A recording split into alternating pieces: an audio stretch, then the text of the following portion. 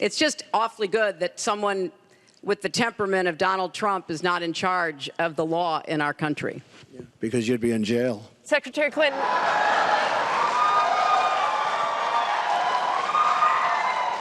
We want to remind the audience to please not talk out loud. Please do not applaud. You're just wasting time.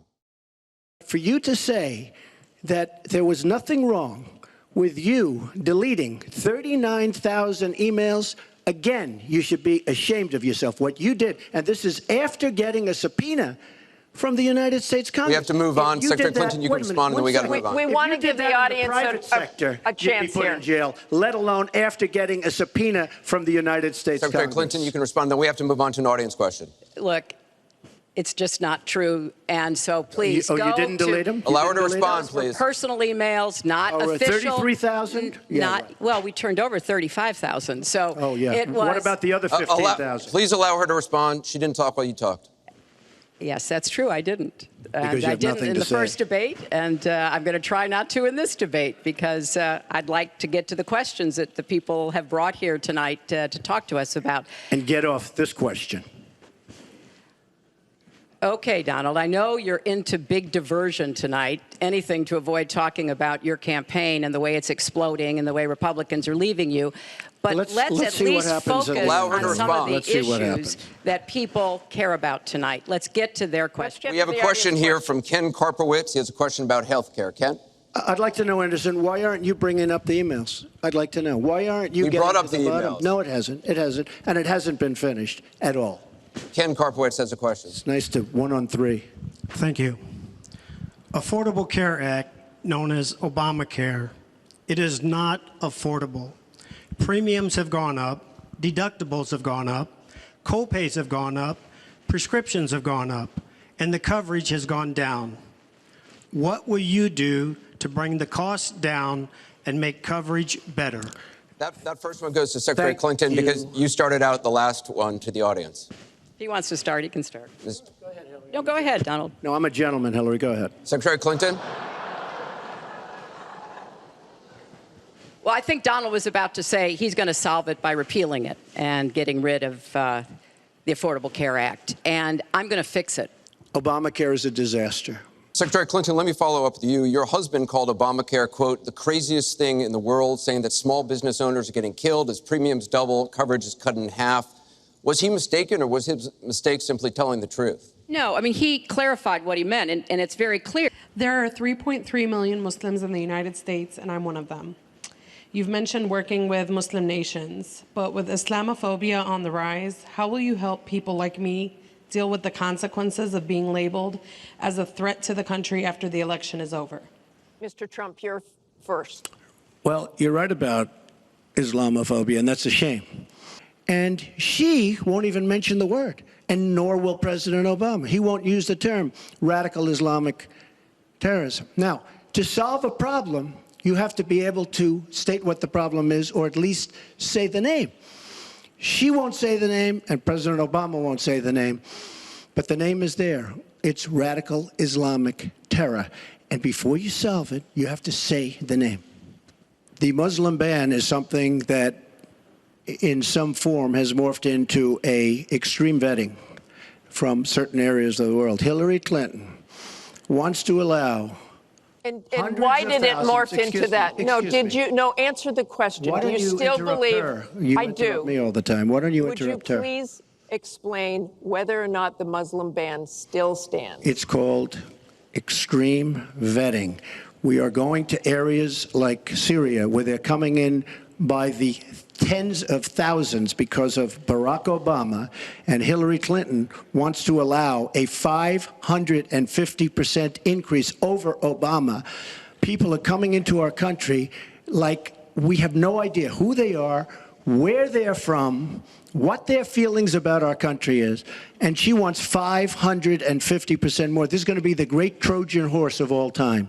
What Donald Trump says about Muslims is used to recruit fighters because they want to create a war between us. And the final thing I would say, this is the 10th or 12th time that he's denied being for the war in Iraq. We have it on tape. The entire press corps has looked at it. It's been debunked, but it never stops him from saying whatever he wants to say. Has not been debunked. So please Has not been debunked. And go I to was against- HillaryClinton.com and you can see it. I was against the war in Iraq. Has not been debunked. And you voted for it, and you shouldn't have. Well, I just want There's been lots of fact-checking on that. I'd like to move on to an online question. She just went about 25 seconds over her time. She Could did I not. just respond to this, please? Very quickly, please. Hillary Clinton, in terms of having people come into our country, we have many criminal illegal aliens. When we want to send them back to their country says, we don't want them. In some cases, they're murderers, drug lords, drug problems, and they don't want them. And Hillary Clinton, when she was Secretary of State, said, that's okay, we can't force it into their country. Let me tell you, I'm going to force them right back into their country. They're murderers and some very bad people. My question is, what specific tax provisions will you change to ensure the wealthiest Americans pay their fair share in taxes? Mr. Trump, you have 2 minutes. Well, one thing I do is get rid of carried interest. One of the greatest provisions for people like me, to be honest with you. I give up a lot when I run because I knock out the tax code.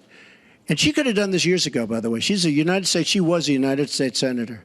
She complains that Donald Trump took advantage of the tax code. Well, why didn't she change it? Why didn't you change it when you were a senator? The reason you didn't is that all your friends take the same advantage that I do. And I do. You have provisions in the tax code that, frankly, we could change. But you wouldn't change it because all of these people give you the money so you can take negative ads on Donald Trump. And I say that about a lot of things. You know, I've heard Hillary complaining about so many different things over the years. Oh, we should have done this. But she's been there for 30 years. She's been doing this stuff. She never changed, and she never will change. She never will change. We're getting rid of carried interest provisions. I'm lowering taxes, actually, because I think it's so important for corporations, because we have corporations leaving, massive corporations and little ones. Little ones can't form. We're getting rid of regulations, which goes hand in hand with the lowering of the taxes. But we're bringing the tax rate down from 35% to 15%. We're cutting taxes for the middle class, and I will tell you, we are cutting them big league for the middle class. And I will tell you, Hillary Clinton is raising your taxes, folks. You can look at me. She's raising your taxes really high. And what that's going to do is a disaster for the country. But she is raising your taxes, and I'm lowering your taxes. That in itself is a big difference. People like Donald who paid zero in taxes, zero for our vets, zero for our military, zero for health and education. That is wrong. And we're going to make sure that nobody, no corporation and no individual can get away without paying his fair share to support our country. Mr. Trump, I want to give you the chance to respond. I just want to tell our viewers what she's referring to. In the last month, taxes were the #1 issue on Facebook for the first time in the campaign.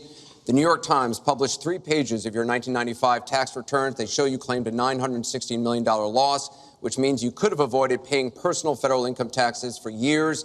You've said you pay state taxes, employee taxes, real estate taxes, property taxes. You have not answered, though, a simple question. Did you use that $916 million loss to avoid paying personal federal income taxes for years? Of course I do. Of course I do. And so do all of her donors, or most of her donors. I know many of her donors. Her donors took massive tax write-offs. So have you not paid personal federal income taxes? A lot of my write-off was depreciation and other things that Hillary, as a senator, allowed. And she'll always allow it because the people that give her all this money, they want it.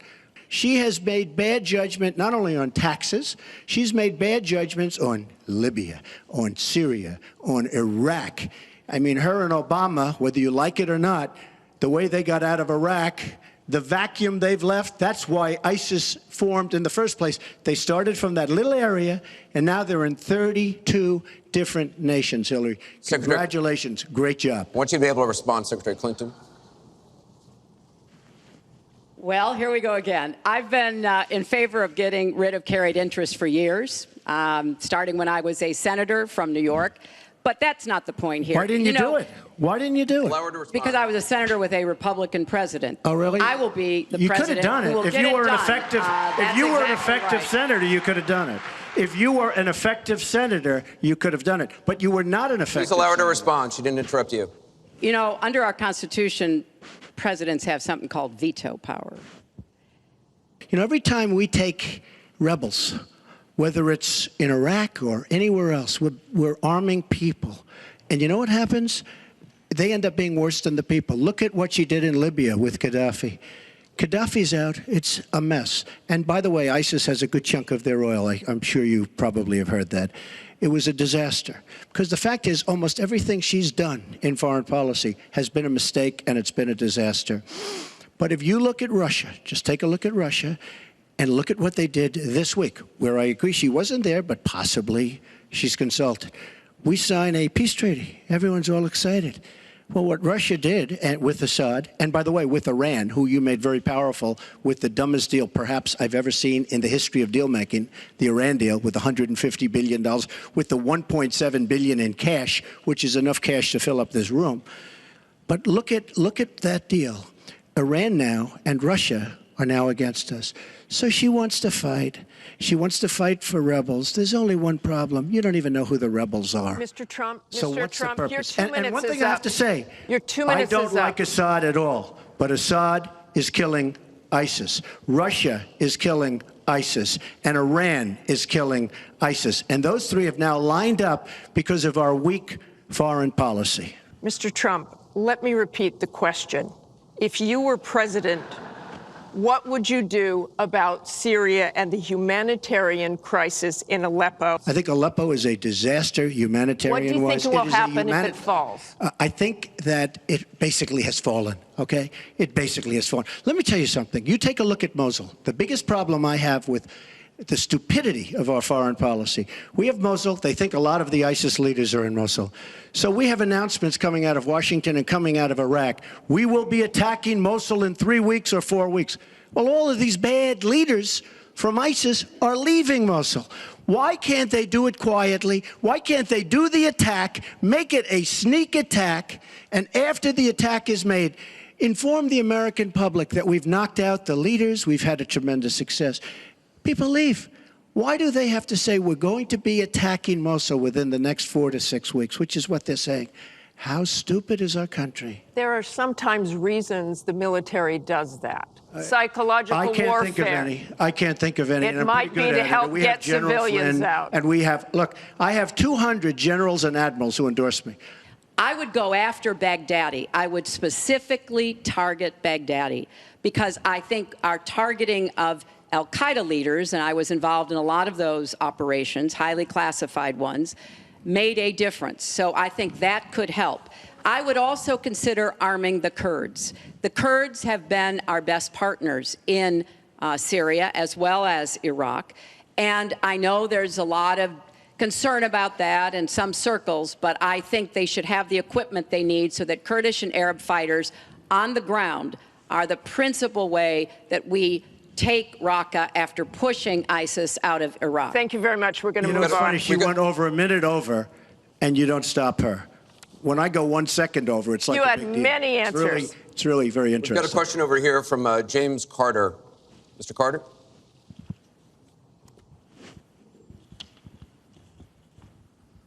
My question is, do you believe you can be a devoted president to all the people in the United States? That question begins for Mr. Trump. Absolutely.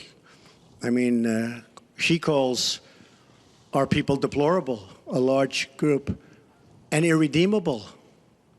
I will be a president for all of our people. Well, within hours, I said that I was sorry about the way I talked about that because my argument is not with his supporters. It's with him and with the hateful and divisive campaign that he has run and the inciting of violence at his rallies and the very brutal kinds of comments about not just women, but all Americans, all kinds of Americans.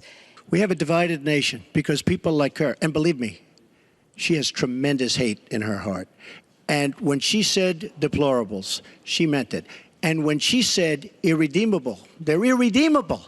You didn't mention that. But when she said they're irredeemable, to me, that might have been even worse. She said some of them are irredeemable. She's got tremendous hatred.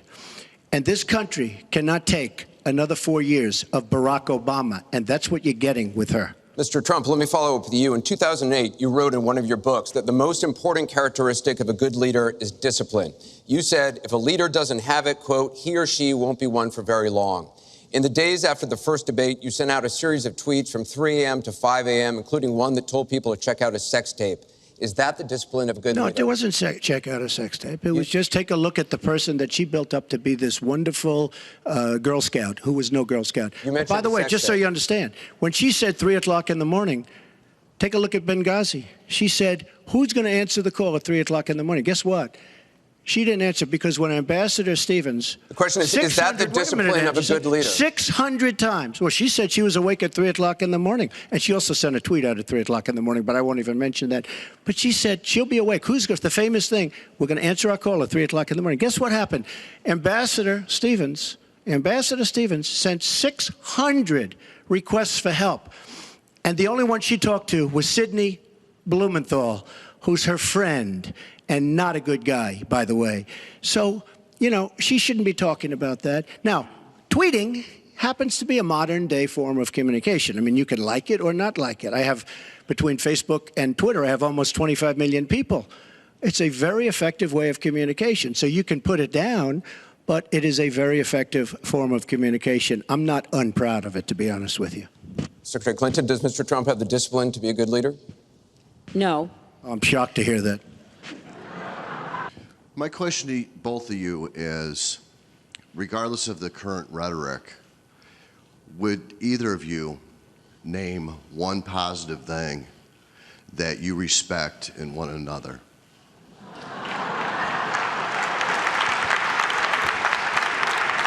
Mr. Trump, would you like to go first?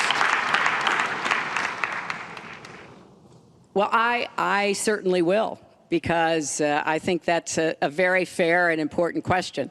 Look, I respect his children. His children are incredibly able and devoted, and I think that says a lot about Donald.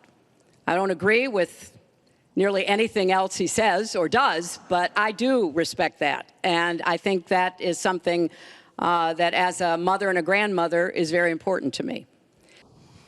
Well, I consider her statement about my children to be a very nice compliment. I don't know if it was meant to be a compliment, but it is a great. I'm very proud of my children. And they've done a wonderful job, and they've been wonderful, wonderful kids. So I consider that a compliment. I will say this about Hillary. She doesn't quit. She doesn't give up. I respect that. I tell it like it is. She's a fighter. I disagree with much of what she's fighting for. I do disagree with her judgment in many cases. But she does fight hard, and she doesn't quit, and she doesn't give up. And I consider that to be a very good trait. Thanks to both of you. I want to thank both the candidates. I want to thank the university here. This concludes the town hall meeting. Our thanks to the candidates, the commission, Washington University, and to everybody who watched.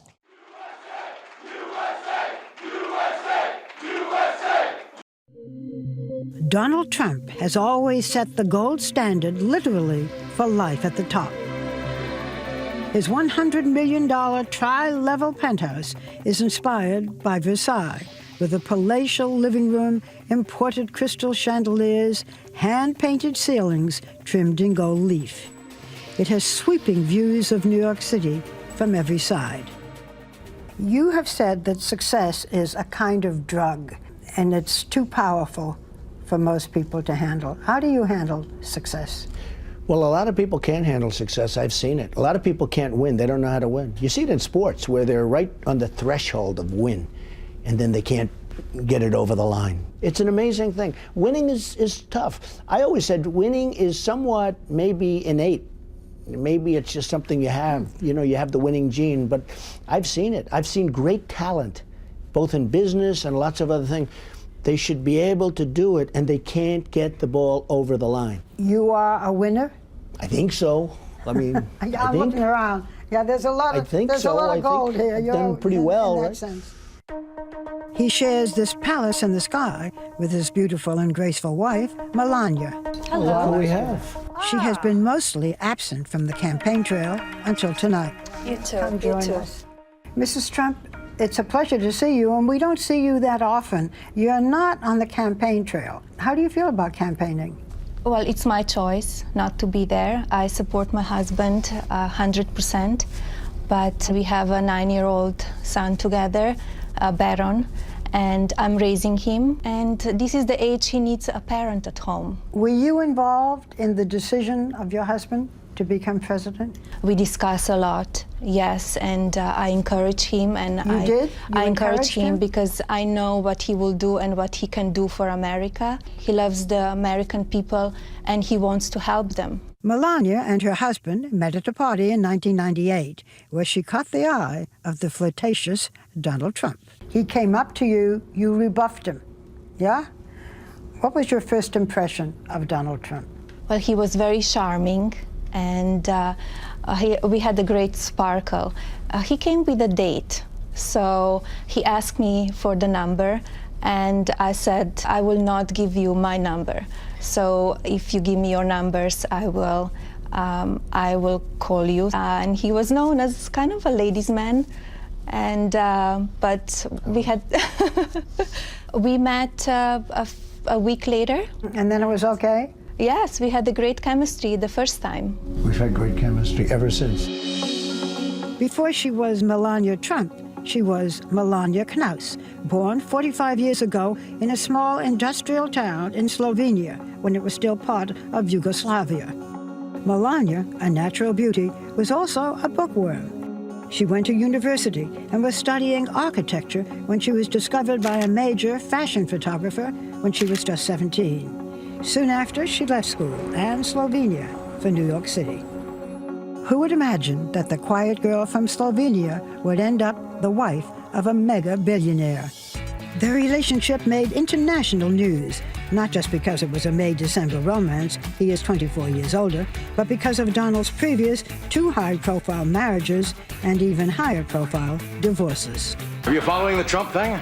You can't miss it. The latest dispatch from the front in the battle of Trump versus Trump. It's a front-page fiasco of lovers, lawyers, and large settlements. The first, a 13-year-old marriage to the stunning Czech model, Ivana Zelenkova, and the second to actress Marla Maples. At last, they are Mr. and Mrs. Trump. I give it 4 months. Actually, it lasted just under 4 years. But today it seems the third time is indeed the charm. It's been 10 years since Donald and Melania said, I do, in a lavish affair at Trump's Mar-a-Lago estate in Florida. 1 year later, they welcomed a son, Baron, who is now 9. This is your third marriage. What's different this time? Well, I think I understand life. I've gone through tremendous amounts of everything, deals and building companies and taking care of people. How does that help marriage? Well, it hurts marriage because you're working all the time. What I did is I worked so hard that I think it was a very, very hard thing for somebody to compete with. Your husband has been married twice before. Did you have any concerns that it might not work out? No, I didn't have any concerns. We have a great chemistry, and to be with the man as my husband is, you need to know who you are. You need to have a very independent life as well, and supporting him. You need to be very smart and quick and be there for him when he needs you. Is yours a marriage of equals? I would say yes. I would say no. No, I think she's far greater than the 50%. No, we have a very, very, pretty much equal relationship, yes. Wouldn't you say? Melania, how do you do? How do you do? But if the Trumps win the White House, Melania will have 2 noteworthy distinctions. The first foreign-born First Lady since John Quincy Adams' wife Louisa, and the first First Lady to have posed in a picture like this. I don't know how to put this, but your image, looking the way you do, is that a liability for your husband? I don't think so. I don't think so. I think people will always judge. Maybe they will say, oh, the past that you have, the way you were modeling. That's part of the job that I was doing. I was a very successful model. And I did some photo shoots. Yes, they were a little risky, but nothing more than you see every year in Sport Illustrated. She was actually in Sports Illustrated, which I just saw that picture the other day. It was beautiful. But I will say this, if I'm lucky enough to win, the public will be so lucky to have Melania as the First Lady. She will be so beautiful and elegant and good from the heart. She will be a fabulous First Lady. First Ladies are expected to have a cause. If you have a cause, what would it be? I'm very involved in charities now, many charities, involving children, involving many different diseases, and I will, if the time comes, I will choose what is dearest to my heart and work on that 100%. Do you give your husband any advice on the debates? We discuss, I tell him my opinions. Give me an example of a piece of advice that you've given your husband that he has taken. I will keep it private. Well, she's told me, and I can tell you, she's told me a couple of times during the debate, she was very happy with my performances, if you want to call them a performance, but she said you could tone it down a little bit on occasion, which I understand. In the center of the stage tonight, businessman Donald Trump. And speaking of tone, I wondered if Melania had ever taken her husband to task on his tone toward women on the campaign trail. Did he make a derogatory comment attacking Carly Fiorina, insulting the way she He looks? said, look at that face. Would anyone vote for that? I think women all over this country heard very clearly what Mr. Trump said. You know your husband has come under fire here and there for making disparaging remarks about women. Does this bother you? It doesn't bother me. He treats everybody the same. He talked about men as well, not about the women only. Maybe they just go into a little bit more details when he says something about women. While Melania laments the amount of time campaigning cost their marriage, the couple insists that at heart, they're homebodies. When he comes home, we spend time together, two of us or two of us and Baron. Just be at home, because that's really quality time together. And why not, when for now, home is this lavish penthouse apartment, not Pennsylvania Avenue. For many, the White House is a step up. I am looking around this room. The White House might be a step down. The White House is the White House. It's just a spectacular place. And, it's something that represents something very special.